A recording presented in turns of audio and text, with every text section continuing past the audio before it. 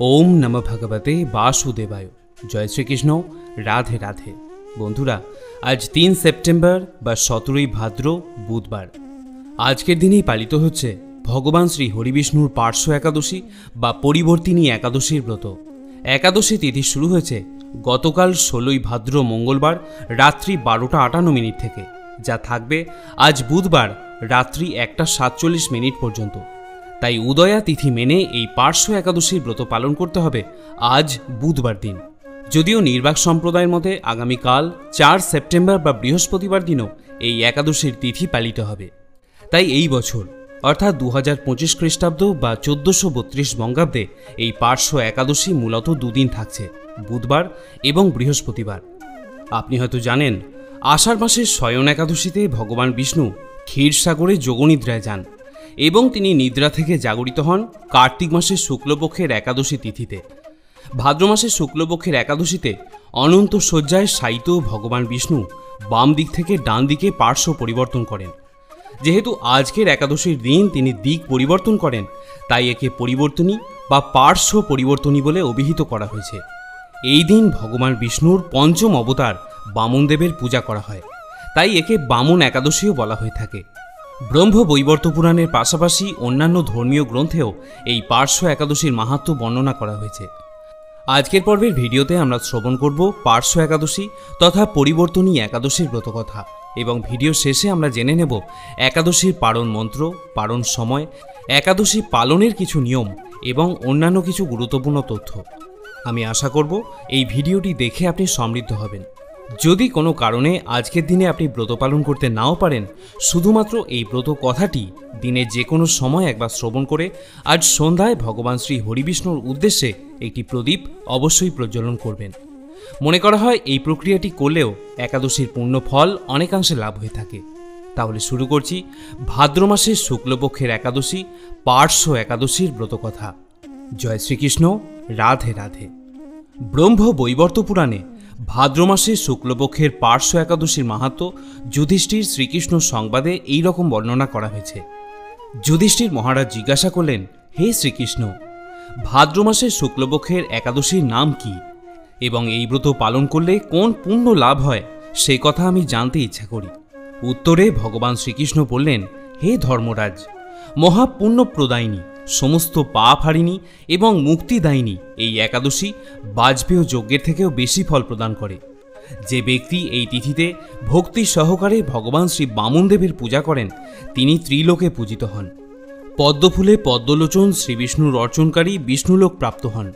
শায়িত ভগবান এই তিথিতে পার্শ্ব পরিবর্তন করেন, তাই এর নাম পার্শ্ব একাদশী বা পরিবর্তিনী একাদশী। যুধিষ্ঠির মহারাজ বললেন, হে জনার্দন, আপনার এই সকল কথা শুনেও আমার সন্দেহ পূর্ণরূপে দূর হয়নি।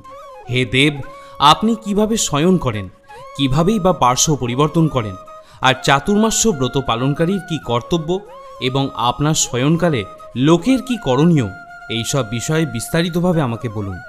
আর কেনই বা দৈত্যরাজ বলিকে বেঁধে রাখা হয়েছিল তা বর্ণনা করে আমার সকল সন্দেহ দূর করুন। শ্রীকৃষ্ণ বললেন, হে রাজন, দৈত্যকুলে আবির্ভূত প্রহ্লাদ মহারাজের পৌত্র বলি আমার অতি প্রিয় ভক্ত ছিল। সে আমার সন্তুষ্টি বিধানের জন্য গোব্রাহ্মণ পূজা এবং যজ্ঞাদি ব্রত সম্পাদন করত। বলি একজন রাক্ষস রাজা হলেও তিনি পৃথিবীর, স্বর্গ এবং মর্তলোক জয় করেছিলেন। অসুর হওয়া সত্ত্বেও তিনি ভগবান বিষ্ণুর একজন নিষ্ঠাবান অনুসারী ছিলেন। জনগণের প্রতি তার ভালোবাসা এবং কল্যাণের জন্য তিনি সুপরিচিত ছিলেন। কিন্তু দেবতারা তার প্রতি অসন্তুষ্ট ছিল, কারণ তিনি দেবতাদের যুদ্ধে পরাজিত করেছিলেন। বলিকে স্বর্গরাজ্য থেকে বিতরণ করার প্রার্থনা নিয়ে ইন্দ্রসহ সমস্ত দেবতাগণ আমার শরণাপন্ন হন। তাদের প্রার্থনায় আমি ব্রাহ্মণ বালকের বেশ ধরে বামন রূপে বলি মহারাজের যজ্ঞস্থলে গিয়ে উপস্থিত হলাম। তার কাছে আমি ত্রিপাদ ভূমিমাত্র প্রার্থনা করেছিলাম। সেই তুচ্ছ বস্তুর থেকেও আরও শ্রেষ্ঠ কিছু সে আমাকে দিতে চাইলেও আমি কেবল ত্রিপাদ ভূমি গ্রহণেই স্থির থাকলাম। যজ্ঞস্থলে উপস্থিত ছিলেন দৈত্যগুরু শুক্রাচার্য। তিনি আমার ভগবান রূপ জানতে পেরে বলি মহারাজকে ওই দান দিতে মানা করলেন, কিন্তু সত্যাশ্রয়ী বলি গুরু নির্দেশকে অমান্য করে আমাকে দান দিতে সংকল্প করলেন। তখন বামন তার শরীরের আকৃতি বহু গুণ বৃদ্ধি করলেন এবং তার প্রথম দুটি পদক্ষেপেই স্বর্গ ও পৃথিবীকে ঢেকে দিলেন। তৃতীয় পায়ের জন্য আর কোনো জায়গায় অবশিষ্ট রাখলেন না। পুনরায় তৃতীয় পায়ের জন্য স্থান চাইলে সে তার মাথা পেতে দিল। আমি তার মস্তকে তৃতীয় পদ স্থাপন করলাম। তার আচরণে সন্তুষ্ট হয়ে আমি সর্বদা তার কাছে বাস করার প্রতিশ্রুতি দিলাম। ভাদ্র শুক্লপক্ষী একাদশীতে ভগবান শ্রী বামনদেবের এক মূর্তি বলি মহারাজের আশ্রমে স্থাপিত হয়। দ্বিতীয় মূর্তি ক্ষীরসাগরে অনন্তদেবের কোলে শয়ন একাদশী থেকে উত্থান একাদশী পর্যন্ত 4 মাস শয়ন অবস্থায় থাকেন। এই 4 মাসে যে ব্যক্তি নির্দিষ্ট নিয়ম, ব্রত এবং জপতপ ব্যতীত দিনযাপন করে সেই মহামূর্খ জীবিত থাকলেও তাকে মৃত বলে জানবে। শ্রাবণ মাসে শাক, ভাদ্র মাসে দই, আশ্বিনে দুধ এবং কার্তিক মাসে মাসকলাই বর্জন করে এই 4 মাস ভগবান শ্রীকৃষ্ণের আরাধনা করতে হয়। প্রতিটি একাদশীর ব্রত যথাযথভাবে পালন করতে হয়। অনন্ত শয্যায় শায়িত ভগবান পাশ পরিবর্তন করেন বলে এই একাদশী মহাপুণ্য ও সকল অভীষ্ট প্রদাতা। এই একাদশীর ব্রত পালন করলে 1000 অশ্বমেধ যজ্ঞের ফল পাওয়া যায়। প্রচলিত ধারণা অনুযায়ী মূলত বিধবা ও ব্রাহ্মণেরা এই ব্রত পালন করে থাকেন। তবে শাস্ত্রে তেমন কিছু নির্দিষ্ট করা নেই। যে কেউ শ্রীবিষ্ণুর স্মরণ নিয়ে এই ব্রত পালন করতে পারেন। মনে করা হয় একাদশীর ব্রত পালন করলে যে কোনো দুর্ভোগের হাত থেকে ব্রতকারীকে রক্ষা করেন স্বয়ং নারায়ণ। মন্দিরে বিভিন্ন উপাচারের মাধ্যমে এই দিন নারায়ণ পূজার ব্যবস্থা করা হয়। তবে বাড়িতে সেই বিশাল আয়োজন সম্ভব নয়। তাই সাধারণ কিছু নিয়ম মানলেই একাদশীর ব্রত পালন করা যেতে পারে। যে কোনো ব্রতেরই নিয়ম হলো শুদ্ধাচারে কাটানো। শুধুমাত্র শুদ্ধ বস্ত্র পরিধান কিংবা অন্যান্য শুদ্ধাচার নয়, চিন্তাভাবনাও সঠিক পথে চালিত করতে হয় এই বিশেষ দিনগুলিতে। ব্রতের দিন কারোর ক্ষতি করা বা ওই জাতীয় চিন্তা মনে আসলেও ফল হয় একেবারে উল্টো। একই সঙ্গে এই দিন অবশ্যই পুজো করতে হয় তুলসীর। নারায়ণের পূজায় অতি আবশ্যক হল এই তুলসী গাছের পাতা। তবে অনেকেই এই দিন সম্পূর্ণ নিরাহারী হয়ে থাকেন, অর্থাৎ নির্জলা উপবাস করে থাকেন। তবে চাইলে রাত্রে একবার আহার করা যেতে পারে। তবে তামসিক আহার একেবারেই বর্জনীয়। এমনকি ভাত বা চাল জাতীয় কোনো খাবার এই দিন বর্জন করতে হয়। ময়দার তৈরি খাবার কিংবা মিষ্টান্ন খাওয়া যেতে পারে। শাস্ত্রে এই প্রসঙ্গে বলা হয়েছে, ধর্মার্থ কাম মোক্ষ নাম আরোগ্যম মূল উত্তমম, অর্থাৎ উপবাসই হল আরোগ্য এবং স্বাস্থ্যের মূল, এবং স্বাস্থ্যই চতুর্বর্গ সাধনের উত্তম মূল।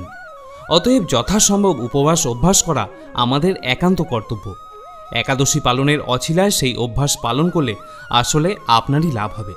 নিষ্ঠা সহকারে একাদশীতে উপবাস ব্রত পালন করলে ব্রতকারীর ভগবত ধামে প্রত্যাবর্তনের পথ প্রশস্ত হয়। শ্রোতা বন্ধুরা, এবারে আসুন আমরা জেনে নেব আগামীকাল এই পার্শ্ব একাদশীর পারণ আমরা কখন এবং কিভাবে সম্পন্ন করব। স্মার্ত ও গোস্বামী মতে এই একাদশীর পালন করতে হবে আগামীকাল বৃহস্পতিবার সকাল 7:52 থেকে সকাল 9:32 মধ্যে। পার্শ্ব একাদশীর ব্রত আমরা বাড়িতে কিভাবে সম্পন্ন করব। একাদশীর দিন সর্বপ্রথম যা করতে হয় তা হল সংকল্প গ্রহণ। একাদশীর দিন ভোরবেলা বা ব্রাহ্ম মুহূর্তে ঘুম থেকে উঠে স্নান পর্ব সেরে নিন এবং তারপর পরিষ্কার বস্ত্র পরিধান করে ঠাকুর ঘরে গিয়ে সংকল্প গ্রহণ করুন। সংকল্প গ্রহণ করার জন্য ভগবানের চরণে তুলসীপত্র এবং পুষ্প নিবেদন করে মনে মনে সংকল্প গ্রহণ করুন। সংকল্প মন্ত্রটি হল, একাদশ্যাম নিরাহারো স্থিত্বা অহম অপরিহানি ভোক্সামি পুণ্ডরিকাক্ষ শরণাম মে ভবাচ্যুত। যদি মন্ত্র উচ্চারণ করতে অসুবিধা হয় তাহলে মনে মনে বলুন, হে পুণ্ডরিকাক্ষ, আমি একাদশীতে উপবাস থেকে পরের দিন আহার সম্পন্ন করব। আমি যাতে নিষ্ঠার সাথে এই উপবাস ব্রত সম্পন্ন করতে পারি তার জন্য আপনি আমার সহায় থাকুন। শাস্ত্রে বলা হয়েছে, একাদশীর আগের দিন রাত্রিকালীন যে আহার সেটি নিরামিষ হওয়া বাঞ্ছনীয় এবং একাদশীর দিন নির্জলা এবং নিরাহার থাকতে হয়। যদি নির্জলা উপবাস রাখতে পারেন সেটাই সর্বোত্তম, আর যদি তা করতে অসমর্থ হন তাতেও কোনো সমস্যা নেই। সেক্ষেত্রে আপনি পঞ্চ রবিশস্য বাদ দিয়ে ফলমূল, সবজি এবং অনুকল্প প্রসাদ গ্রহণ করতে পারেন। পঞ্চ রবিশস্য অর্থাৎ চাল বা গম জাতীয় কোনো খাবার, ডাল এবং সরিষার তেল একাদশীতে বর্জন করতে হয়। একাদশীতে শরীর থেকে রক্তপাত হওয়াকে অশুভ বলে মনে করা হয়। তাই তরিতরকারি বা সবজি কাটার ক্ষেত্রে এবং দন্ত মার্জনের ক্ষেত্রে সতর্ক থাকতে হয়। আজকের দিনে অবশ্যই তুলসী মাতাকে জল নিবেদন করবেন। অনেকে বিভ্রান্ত হন যে একাদশীর দিন তুলসীকে জল নিবেদন করা যাবে কিনা। তাদের উদ্দেশ্যে বলি, একাদশী এবং রবিবার সহ বছরে 365 দিনই তুলসী মাতাকে জল নিবেদন করা যায়। শুধু তাই নয়, নতুন তুলসী বৃক্ষ রোপণ এবং তুলসী পরিক্রমাও আজকের দিনে অত্যন্ত শুভ। এবারে আসুন আমরা জেনে নিই একাদশীর পারণ বা ব্রতভঙ্গ কিভাবে করতে হবে। পারণের জন্য যে সময় নির্দিষ্ট থাকে তার মধ্যে পঞ্চ রবিশস্য দিয়ে ভোগ নিবেদন করে ভগবানকে অর্পণ করতে হয়। এরপর ভক্তি সহকারে 3 বার পারণ মন্ত্র পাঠ করে একাদশীর ফল ভগবানের সম্মুখে ভক্তি সহকারে অর্পণ করে দিতে হয়। এরপর সেই অনুকল্প প্রসাদ গ্রহণ করে পারণ অর্থাৎ একাদশীর ব্রত ভঙ্গ করতে হয়, নচেত পূর্ণ একাদশীর ফল লাভ থেকে বঞ্চিত থাকতে হয়। একাদশীর পারণ মন্ত্রটি আপনি এভাবে উচ্চারণ করতে পারেন: ওম অজ্ঞান ও তিমিরান্ধাস্য ব্রতে নানে ন কেশব প্রসিদ সুমুখ নাথ জ্ঞান ও দৃষ্টি প্রদ ভব। অর্থাৎ, হে কেশব, আমি অজ্ঞানরূপ অন্ধকারে নিমজ্জিত হয়ে আছি। হে নাথ, এই ব্রত দ্বারা আমার প্রতি প্রসন্ন হয়ে আমাকে জ্ঞানচক্ষু প্রদান করুন। একাদশীর ব্রত পালনের প্রকৃত উদ্দেশ্য কেবল উপবাস করা নয়, নিরন্তর শ্রী ভগবানের নাম স্মরণ, মনন এবং শ্রবণ কীর্তনের মাধ্যমে একাদশীর দিনটি অতিবাহিত করতে হয়। এই দিন যে কোনো রকমের পরনিন্দা, পরচর্চা, মিথ্যা ভাষণ, রাগ এগুলিকে বর্জন করতে হয়। আপনারা এই দিন বেশি বেশি করে হরিনাম করতে পারেন, ভগবান শ্রীকৃষ্ণের লীলা পুরুষোত্তম গ্রন্থটি পাঠ করতে পারেন এবং ভগবানের সন্তুষ্টি বিধানের জন্য ভগবদ গীতা থেকে যে কোনো একটি অধ্যায় অনুবাদ সহ পাঠ করতে পারেন। যারা শারীরিকভাবে অসুস্থ তারা পর্যাপ্ত পরিমাণে ফলমূল, জল এবং ঔষধ পথ্যাদি গ্রহণ করেও এই ব্রত রাখতে পারেন। আর সব থেকে বড় কথা হলো এটাই, সব নিয়মবিধির ঊর্ধ্বে হলো আপনার মনের ভক্তি এবং নিষ্ঠা। ভগবান হলেন ভাবগ্রাহী জনার্দন। আপনার মনের যে প্রার্থনা, আপনার মনের যে নিষ্ঠা, সেটাই ভগবান আগে গ্রহণ করে থাকেন। তাই কোনো ফলের আশা করে নয়, ভগবানের সন্তুষ্টির জন্য এই ব্রত অবশ্যই পালন করুন। প্রিয় শ্রোতা বন্ধুরা, আশা করি সম্পূর্ণ ভিডিওটি দেখার পর আপনার ভালো লেগেছে। যদি ব্রতকথা শ্রবণ করে এবং অন্যান্য তথ্য জেনে আপনি সমৃদ্ধ হন, তাহলে ভিডিওটিতে অবশ্যই একটি লাইক করবেন। সকলে ভালো থাকুন, সুস্থ থাকুন। মঙ্গলময় জগদীশ্বরের কৃপায় আপনার জীবন আরও সুন্দর ও সার্থক হয়ে উঠুক।